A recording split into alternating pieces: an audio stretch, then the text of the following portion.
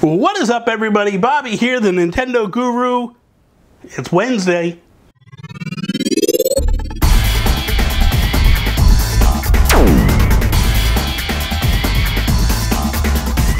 So today is Wednesday, NES Day. You know what that means. What game am I going to talk about today? Gotta be Kid Icarus. So when I was a kid, and we'll even go back. When I was a kid, we called it Kid Icarus because we didn't know that it was Icarus. That was a big thing that always used to happen as kids. You would, pronounce a game a certain way or a name a certain way because that's what you thought it was. For years, I called it Kid Icarus. It's actually Kid Icarus. What I liked about this game was it was back when we had Zelda, we had Metroid, we had Mario Brothers and all that stuff. It was just another one of those great games that Nintendo came out with. Had some challenge to it. You know, when you start off in the first level, you're going up. And if you could pass the first, I always felt like if you could pass the first 3 worlds and then the first dungeon, the game, when it went side-scrolling, opened up and just got easier. Mainly because at that point, you started to power up. You started to get stronger, started to be able to take out bosses and enemies a lot easier. Your life bar was longer, so it didn't necessarily wipe you out as quickly. You could take some hits and still keep moving.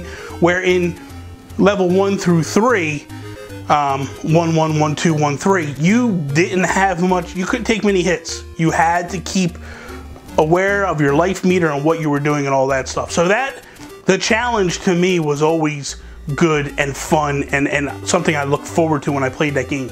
The graphics were good. I mean, and it was weird. You know, you had like weird characters like the eggplant wizards that they throw eggplants at you, and if they hit you, you turn into a giant eggplant. It was quirky stuff that Nintendo did that I just truly loved about this game. The music, just something about it, just that little peppy, upbeat type stuff, and it was just. And then when you got in to fight the bosses, the stage kind of turned a little ominous.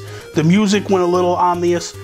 Medusa at the end was just weird, not what I was expecting or by any stretch of the imagination, but it was kind of fun when you did beat the game. And spoilers, if you don't want to know, shut the video down now. I'll give you a second.